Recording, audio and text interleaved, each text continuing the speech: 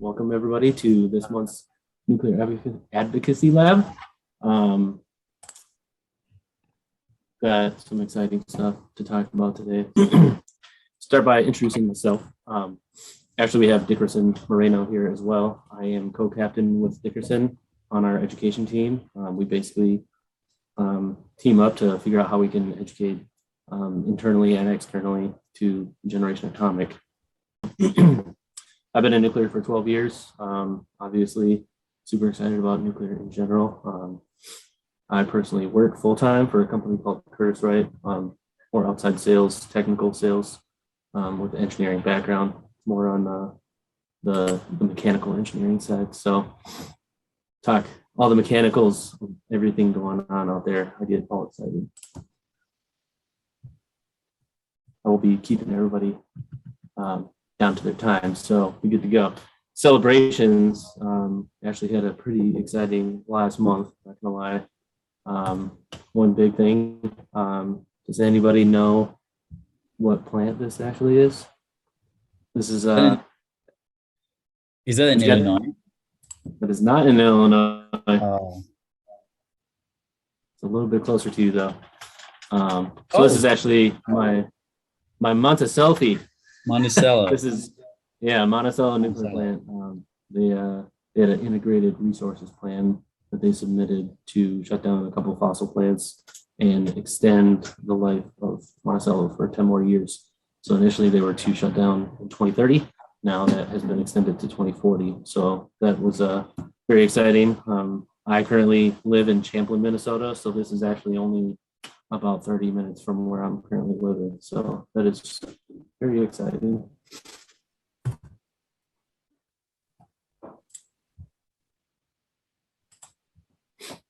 Next couple things that happened last month. The EU Green Taxonomy now includes nuclear, but one thing that is important to note on that it requires plants to use accident tolerant fuel, which there is a valid supply chain for that actually coming through Framatome primarily right now. So that was delivered to Calvert Cliffs last year, I believe, of Constellation, which is still kind of weird to say since they just kind of switched over from being Exelon to Constellation. And then the West Virginia moratorium that was ended after 26 years, that basically has banned them from building any new nuclear in West Virginia. Also looking at Illinois, Indiana, a couple other states as well. That's something on the table as well. Especially Indiana looking for building a couple SMRs here and there. I see Dickerson's got some of his class in here. Hey, everybody. Hey. Well, I just sent an email to my chat to my students saying welcoming them. So I'm happy they're able to make it. Nice. Welcome, everybody. And from here, I want to introduce Jesus and Hadiza. Jesus, if you want to kind of introduce yourself, and Hadiza shortly after that. Hi, Jeremy. Thanks for that. I'm Jesus Nunez. I'm the CEO of the Nuclear Alternative Project. In my daily job, like Jeremy, I work with a company called Bechtel as a senior structural engineer. And I have been working in the nuclear industry since I started my career with Bechtel, but also I have been working in other projects like transmission line and distribution lines designs. So I have a kind of a variety of expertise. Should I just go for it? Okay, hi everyone, I'm Hadiza, and yeah, I'm in England, so it's like super late where I am. My background, so I worked mainly in nuclear new build projects actually, and it's really cool because I think a lot of time in the nuclear industry you don't get to work on new builds that often. So I do mainly engineering project management, and I've worked sort of in Japan and in the UK on the boiling water reactor in Japan and on the EPR design here in the UK. And right now I'm working more in nuclear research and in innovation. For nuclear companies here. Are you familiar with the World Nuclear Association in England? Yeah. I used to be a fellow for them. Oh, okay, so, cool, yeah. Nice. Awesome.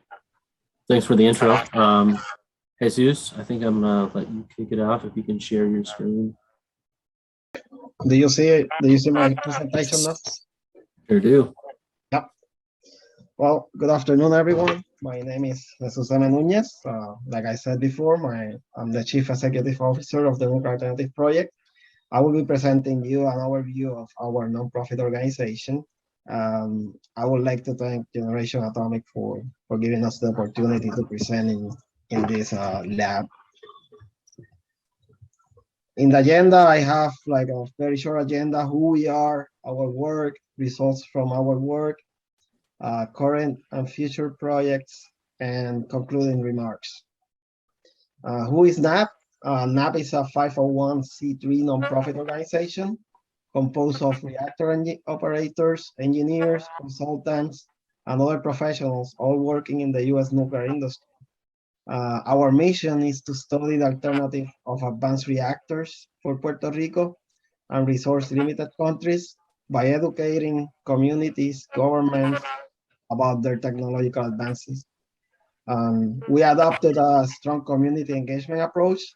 We are educating the communities first about the advanced nuclear reactors and trusting that this transparent way of communication will result on an acceptance of a future advanced reactor project. This slide shows NAP's board of directors. To my right is Valerie Lugo. She is the Chief Operations Officer.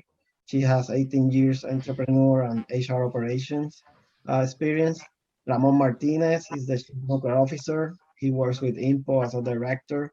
He has 22 years in the nuclear operations and engineering and maintenance. And Angel Reyes is our Chief Technology Officer. He works with Exelon as an SRO STA, and he has 14 years in nuclear engineering and operations. What I can say here is that the work we do at NAP is voluntary.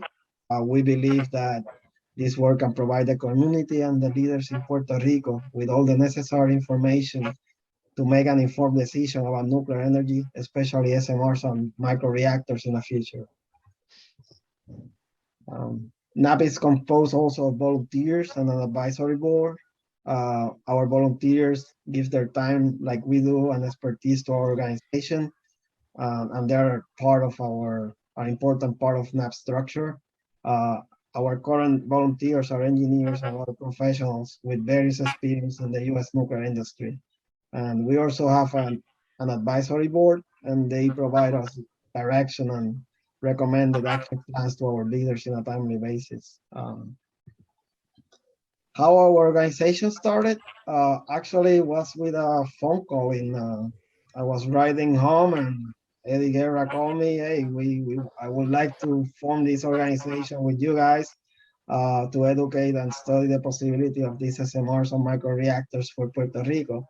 And we founded the organization late 2015. One of the quotes that I like a lot, my favorite quotes are from a baseball player from Puerto Rico, that he had this quote: if you have an opportunity to accomplish something that will make things better for someone coming behind you and you don't do that, then you're wasting your time on earth.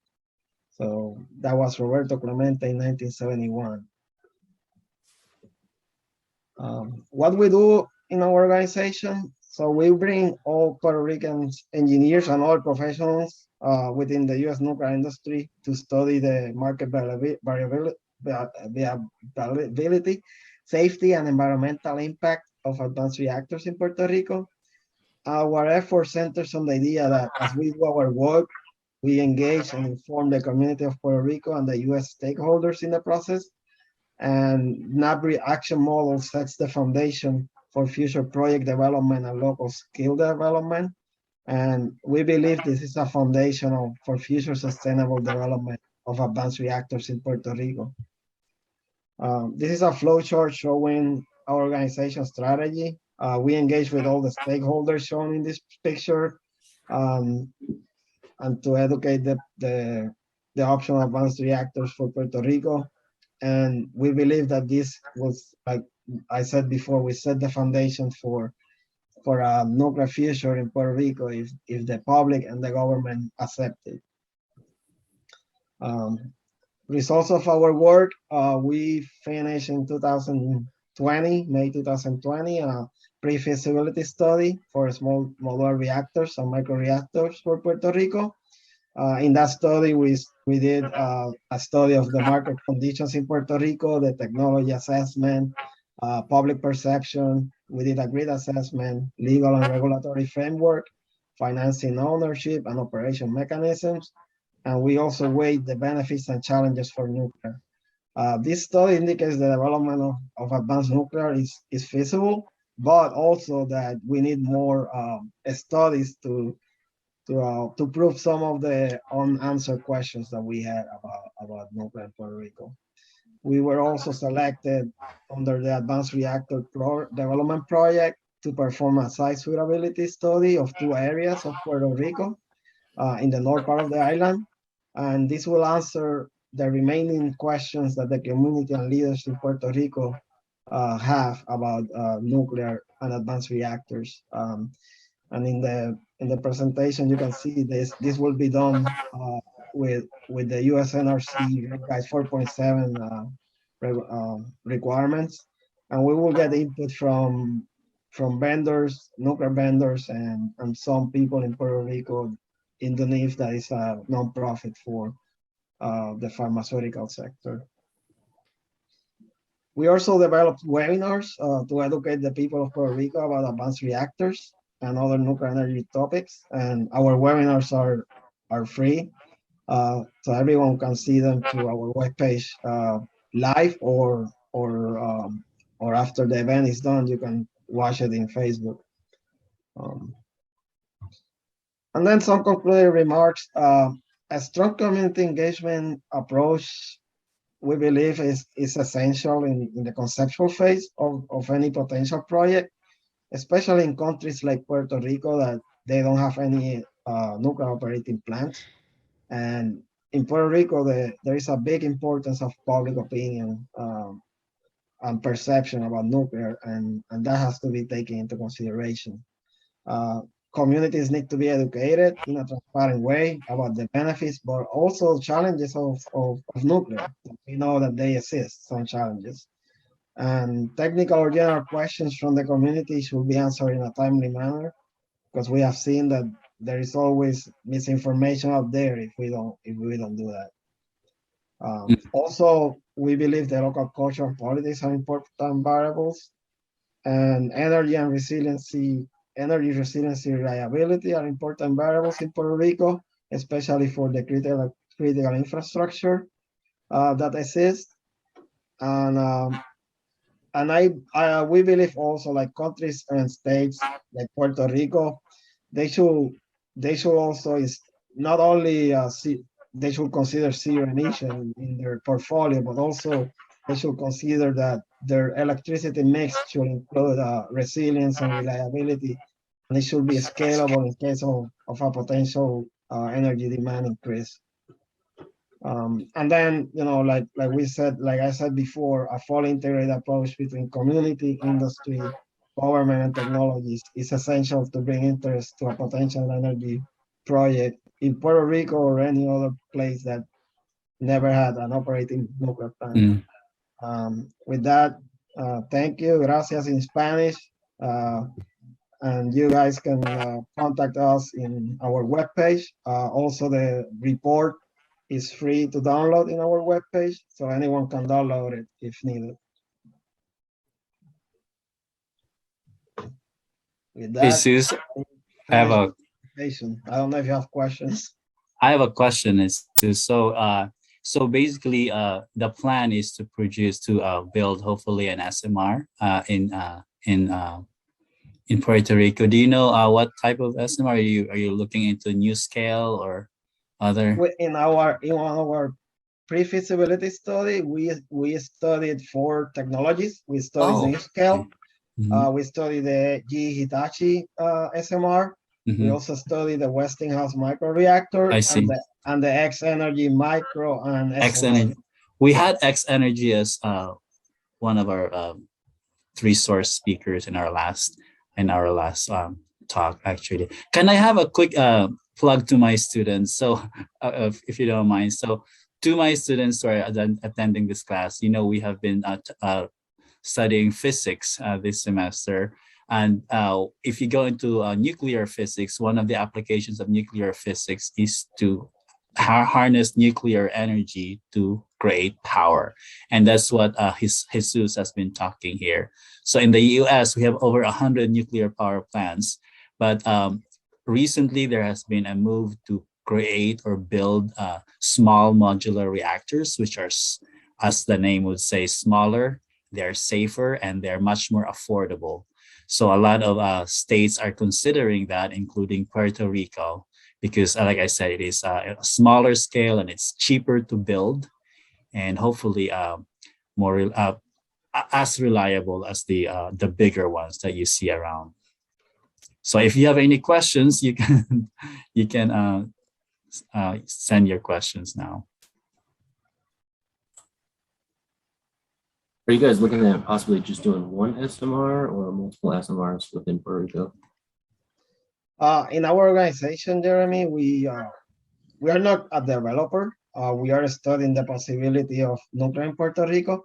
So what we have done is we have been having conversations with politicians, members of the public about what are their concerns about nuclear in Puerto Rico.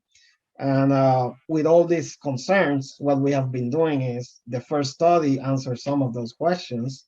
And then this second study will answer the questions about, hey, Puerto Rico cannot build a reactor because there is seismicity in the island, or there is wind, or all those questions will be answered in this second study. But at the end of the day, the number of reactors, if they are going to build one, is up to the government and the public to accept. We are just providing the information for them to decide. I was wondering if you had any other reasons why you would go with the SMR as opposed to MSR on the more advanced stage, or an AP1000 on the less advanced, other than what Dickerson mentioned, the cost. Were there other things that pushed you towards SMR? In terms of are you talking about the conventional plants, like an AP1000, like a 1,000 megawatt plant? Yeah. So AP1000 on one side and molten salt on the other. We didn't look at the molten salt because I think when we did the first study, we didn't have enough information from them in order to do our study for the requirements that we were looking for. In terms of the AP1000, there have been studies before in Puerto Rico, and they concluded that a big plant like that, it won't be feasible for the grid because it's too big, too much power. And also the emergency planning zone is too big for the island. So people will oppose more if you need an emergency planning zone of 10 miles. Puerto Rico is only like 100 by 40 miles. If you have a nuclear plant that is 100 megawatt and you told people, hey, your emergency planning zone is 10 miles, people won't accept it. Because I have a question. What is the people over there? Are they welcoming the idea of nuclear reactors, or that was my question too? So I'm sorry, what? I agree. I was saying that was my question. And also, I have a clarification for whoever had the question before. SMRs are up to 300 megawatts, regardless of what type of reactor they are. It can be molten salt, it can be graphite, it can be gas cooled. So it doesn't matter which type of reactor it is, as long as it's less than 300 megawatts. I just wanted to make that clarification for the previous question. But go ahead, Jesus. Thank you. So when we did the first pre-feasibility study, the question that we asked the population was not like, do you want a nuclear reactor to be built here? Because we know the answer would be no. We wanted people to we asked a question about, hey, are you open to the idea of studying the possibility, the viability of this in Puerto Rico and learning more about it? And that's where 93% of the people say yes. But that yes also involves, remember, it involves some Hurricane Maria kind of effect. People were without electricity for so many months, and I mean, probably now the answer would be less than 94% to study the possibility. Um, in terms of construction, that's another topic because you know, obviously people are open to studying it, but when you say construction, probably you will have more people saying no. But we haven't asked that question. There were some, um, I don't say studies, but there were some newspaper like 2 weeks ago that asked the question, are you okay building a reactor in Puerto Rico? And it was like 53% people said no, and the other percentage was yes. So I mean, that's building, and we are not talking about building the reactor.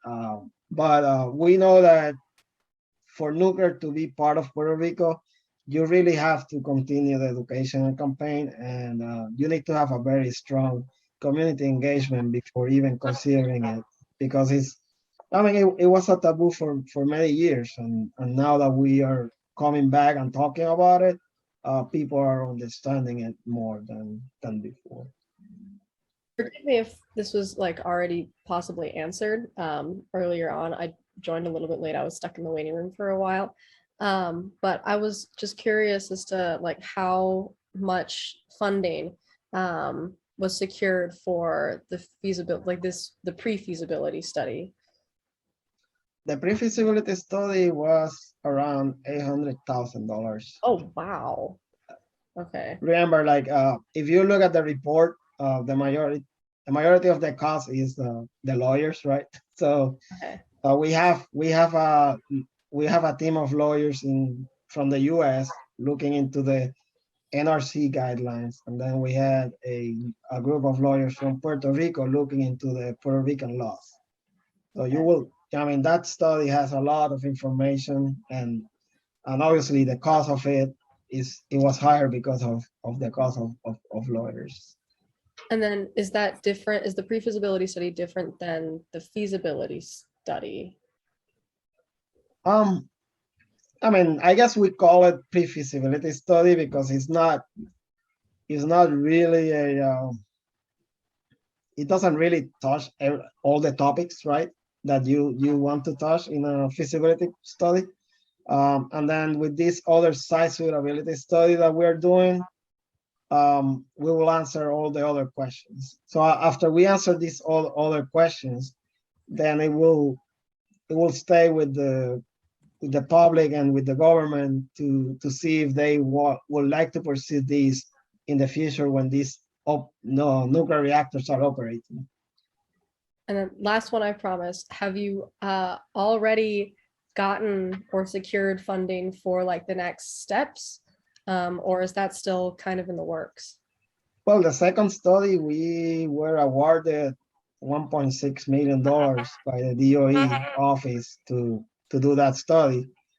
We haven't get the go ahead to start the project, but if you look in the website of the DOE NE office, you can see who won the grants, and we were part of that.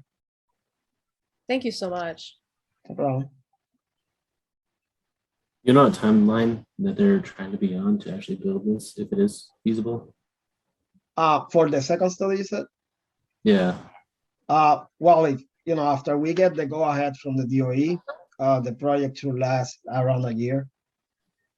Nice. And then after that, to be honest with you, in Puerto Rico, the perception of the people is, even though these technologies, obviously the vendors offer their technologies and what they can do and all that, but there is still some reception from people to try the technology first, right? And that's especially Puerto Rico. They haven't done nuclear in Puerto Rico, so that's one of the things that I believe will take more time because until they build one in one of the states or any other part of the world, I don't see that as something happening in Puerto Rico yet. But I could be wrong, right? Yeah, I mean, you never know.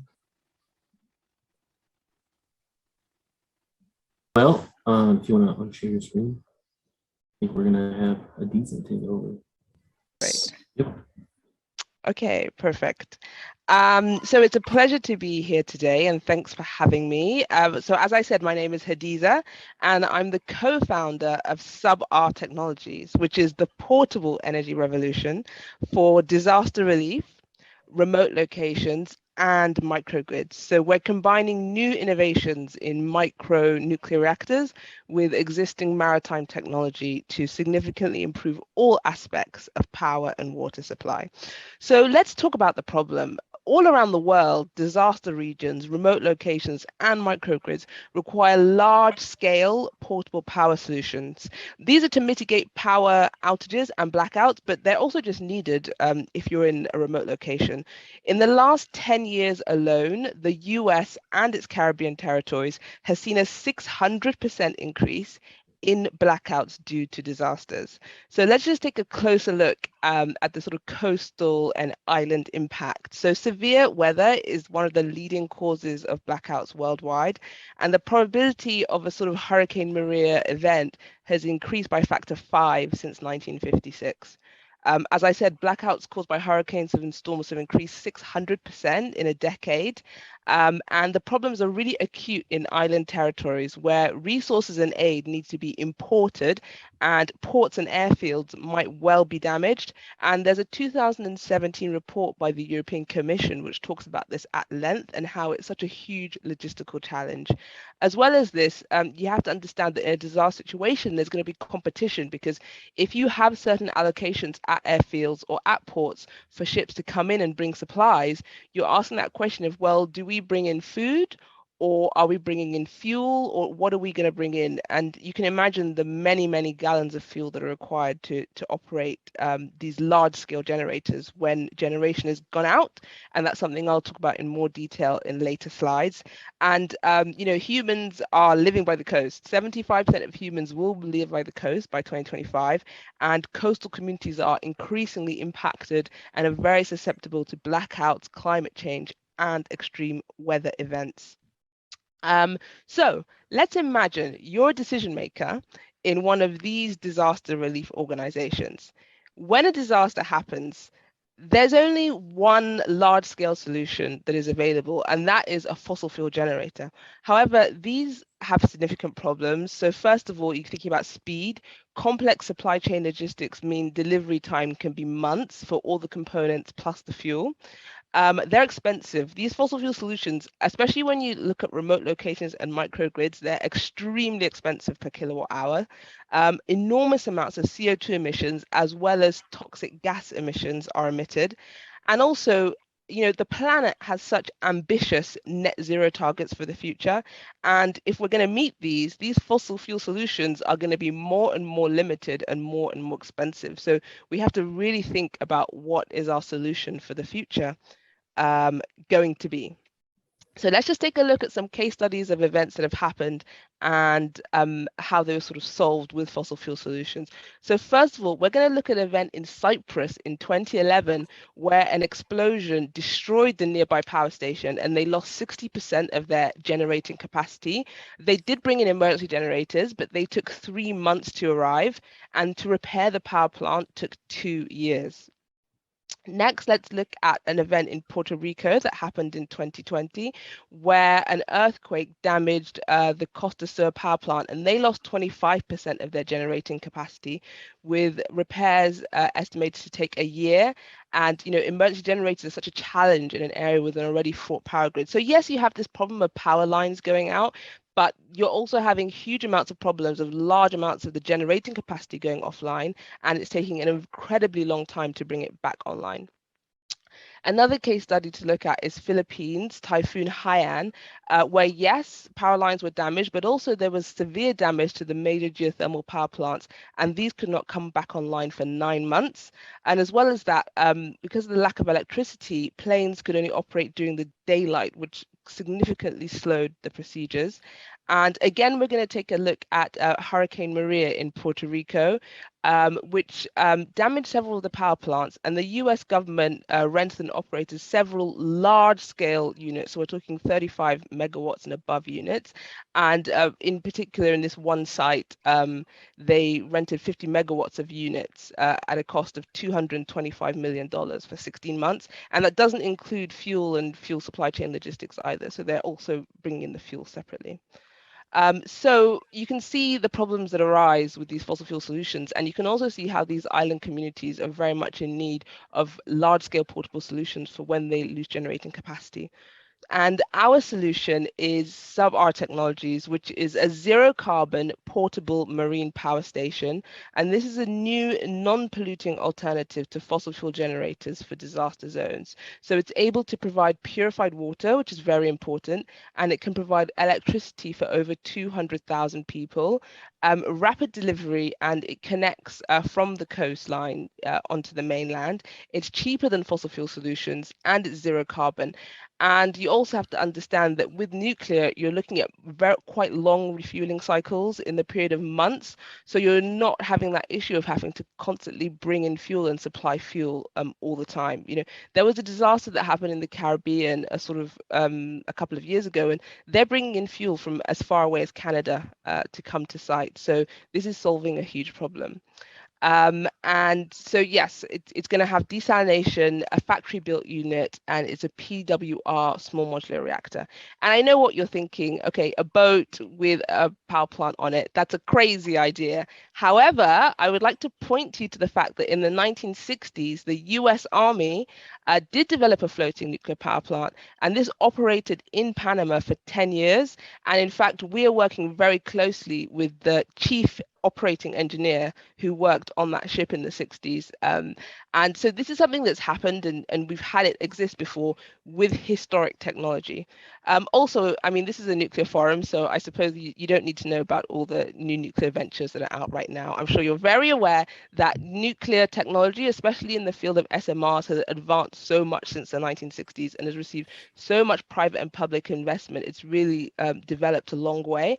As well as that, I'm also sure you're aware of Seaborg and Thorcon, which are developing floating power plants, sort of similar to what I'm discussing. However, they're using molten salt technology, which is not something that's yet been commercialized. So it's a much longer time to market. And as well as that, there is in fact a company called Powership, which has developed a fleet of fossil fuel power ships. And this company is very in demand, and they're meeting a huge need for a lot of customers around the world. And it shows that in fact these marine-based portable solutions are very much needed and are very much in demand. So yeah, and SubR technology combines the best of all of these existing historic and current projects and brings them together in a sort of modern solution that actually has a very high technology readiness level. So let's just take a quick look at this case study of that real life event of the earthquake that happened in Puerto Rico and compare so you're providing, so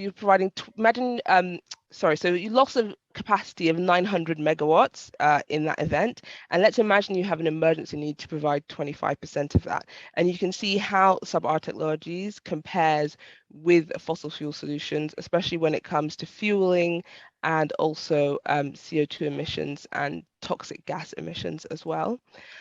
So our strategy is that we are spearheading a combination of existing actors. So we are not a reactor technology company. We are integrators, and we're bringing together key technological partners who have capacities in different arenas and deliver a complete solution package with a high technology readiness level.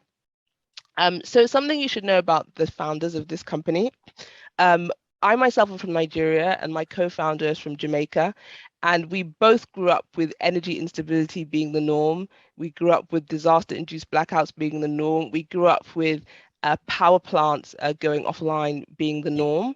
And we're both determined to utilize nuclear technology to find a solution to this problem, which is a growing problem around the world. And we definitely need to think about what the solution is going to be for the future.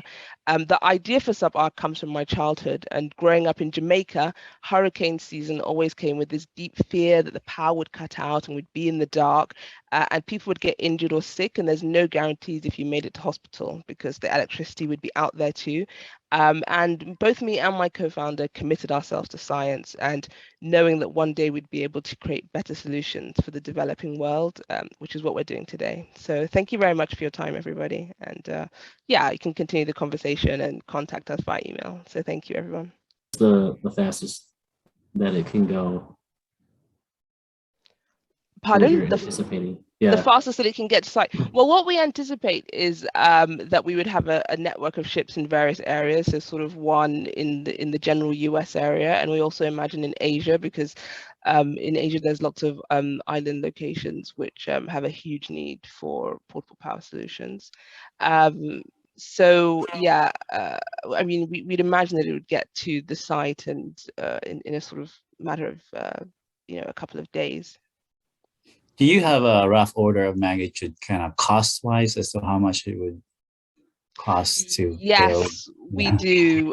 So I've got a breakdown, like spreadsheet of all the costs. I don't know if maybe it's better I email it to you, because I don't want to just shoot numbers off the top of my head. Right. And like, but yeah. Well, compared to a regular NuScale reactor, do you think it's about the same or a? So we spoke to so we worked with an engineer at a sort of at Naval Group, in France, and we're looking at a cost of sort of around 350 million, maybe slightly less than that. So yeah, that's the approximate cost. So I see the benefit of this. Let's say you can go really hop from one island to another depending on the need of that island, right? So if there are countries that have archipelagos where there is a need in one island and there's a surplus in the other island, maybe you can go from one island to the other because you're basically floating. Right? Yeah, absolutely. And I think also having no land print is also a huge benefit as well. Especially when you think about the uptake of nuclear. I mean, there are nuclear ships and they're in the Caribbean already. We have sort of nuclear aircraft carriers and things like that. Right. So that people will be much more likely to feel like they want to take this up because there's no permanent land print, and it can come and it can go. So how does this design compare to the Russian floating reactor?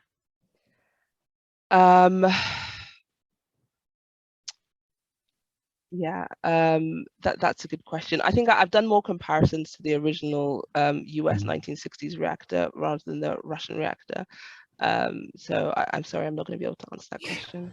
Aren't all US submarines, US Navy submarines, they are all nuclear reactor powered too. So when I was in school, a lot of my classmates, so there's already some precedence into this. So a lot of the US submarines are powered. And how many are there? I'm sure there are quite a few of them. They're all powered by power.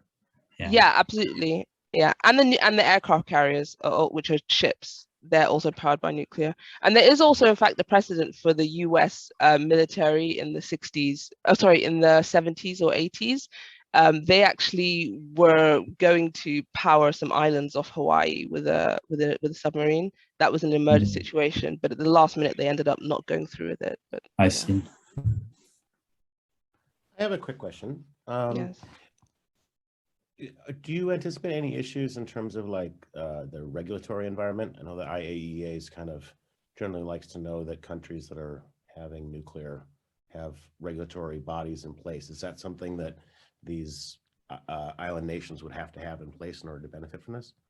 So a lot of the places that I've mentioned, in fact, already have a lot of nuclear infrastructure in place to some degree, especially thinking about, I mean, the United States has a lot of islands that are part of the United States, as well as that. Another target we're thinking of is Japan, which has a very strong nuclear infrastructure in place, and the Philippines has some nuclear infrastructure in place.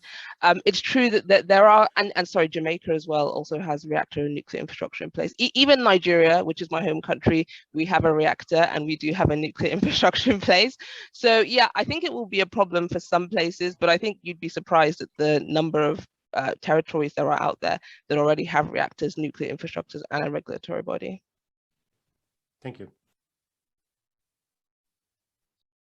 What does the overall timeline look like from concept to market, and where is SubR like right now on that timeline? So right now we're at the very early stage, and we're focused on bringing in as many of the collaborators as possible from various technology companies who specialize in different areas.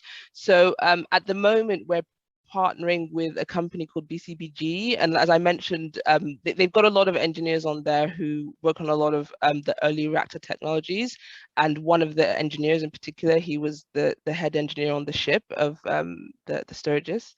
So that's where we're really focused on right now, is bringing those technological partners together and working on building a really good design envelope.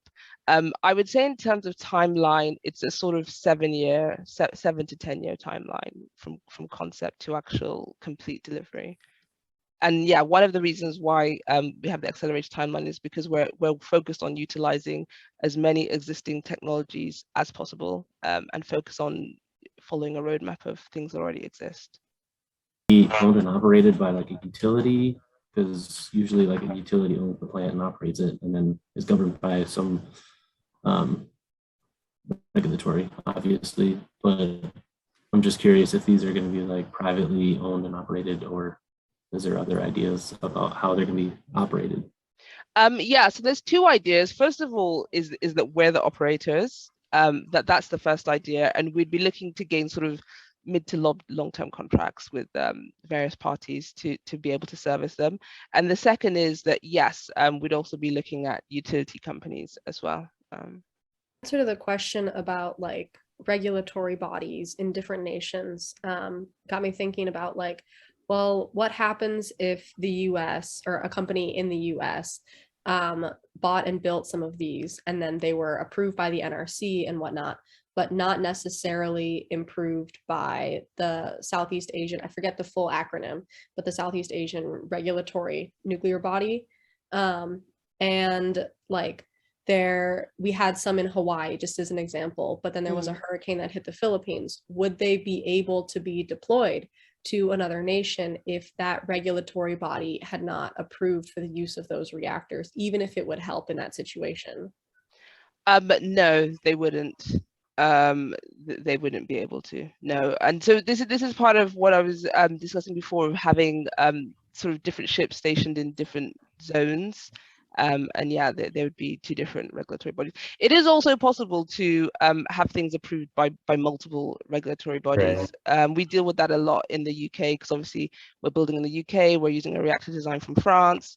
It's also a reactor that had to be approved in China. So I deal with that a lot in my job, of having to deal with approvals from multiple. Maybe in the future, once you have established this, maybe you can have an agreement between different countries, such that you can move from different country or different jurisdictions to the other, right?